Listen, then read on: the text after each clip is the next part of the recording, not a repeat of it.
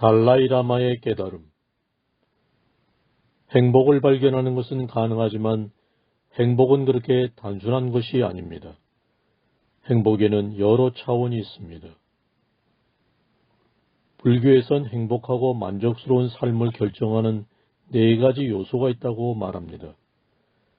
부와 세속적인 만족, 영적인 성장, 깨달음이 그것입니다. 행복을 추구하는 사람이 원하는 모든 것이 여기에 포함되어 있습니다. 해탈이나 깨달음처럼 종교적이고 영적인 열망은 잠시 제쳐놓고 세속에서의 기쁨과 행복을 생각해 봅시다. 세속의 관점에서 보면 우리가 흔히 기쁨과 행복을 주는 것으로 여기는 중요한 몇 가지가 있습니다. 예를 들어 건강은 행복한 삶을 위해 꼭 필요한 것 중 하나죠. 우리가 행복의 원천으로 여기는 또 다른 것은 물질적인 편리함입니다. 다시 말해 우리가 이뤄놓은 재산이죠. 여기에 덧붙일 수 있는 것은 친구나 동반자를 갖는 일입니다. 누구든지 충만한 삶을 즐기기 위해선 정신적인 교감을 주고받고 또 믿을 수 있는 친구가 필요합니다. 사실 이 모든 것들이 행복을 가져다 주는 것이라고 말할 수 있습니다. 하지만 행복하고 만족스러운 삶을 누리기 위해 그런 것들을 제대로 이용하려면 무엇보다 마음의 상태가 핵심적인 열쇠입니다. 이것은 매우 중요한 것입니다.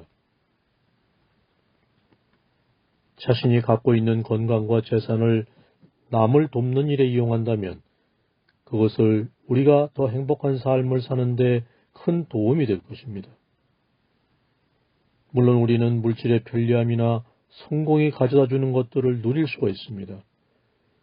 하지만 마음의 자세와 자기 안의 것들에 관심을 갖지 않는다면 길게 볼 때 그런 것들은 우리가 행복을 느끼는데 아주 작은 영향만 미칠 것입니다. 예를 들어 당신이 미움이나 강렬한 분노를 마음 깊은 곳에 품고 있다면 그것은 당신의 건강을 해칠 것입니다. 따라서 그런 마음은 행복의 요소 중 하나를 파괴합니다. 또한 당신이 정신적으로 불행과 좌절감을 느끼고 있다면 몸이 아무리 편안해도 별로 행복을 느끼지 못할 것입니다. 반면에 고요하고 평온한 마음을 간직할 수 있다면 건강이 좋지 않더라도 어느 정도는 행복할 수가 있습니다.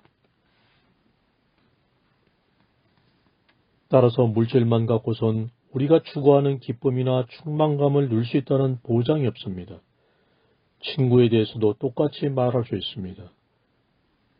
당신이 심한 분노와 미움을 느낄 때는 아주 가까운 친구조차도 어쩐지 냉정하게 보이고 멀게 느껴지고 귀찮게 여겨질 것입니다. 이 모든 것이 정신이 어떤 상태인가, 다시 말해 마음이 어떠한가가 우리의 삶에 큰 영향을 미친다는 것을 말해줍니다. 따라서 우리는 마음에 대해 아주 진지하게 명상해야만 합니다.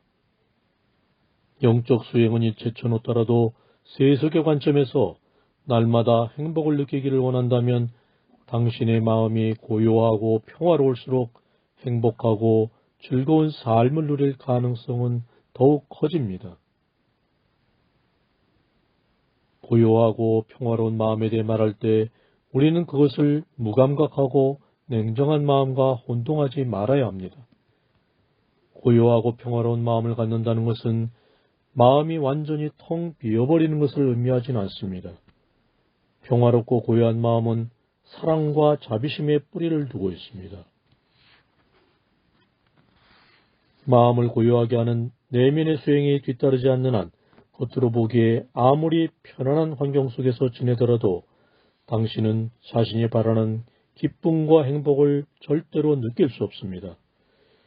반면에 당신의 내면이 고요하고 평화롭다면 행복에 필요하다고 여겨지는 갖가지 편리함을 누리지 못하더라도 당신은 변함없이 행복하고 즐거울 수가 있을 것입니다. 달라이라마의 깨달음이요.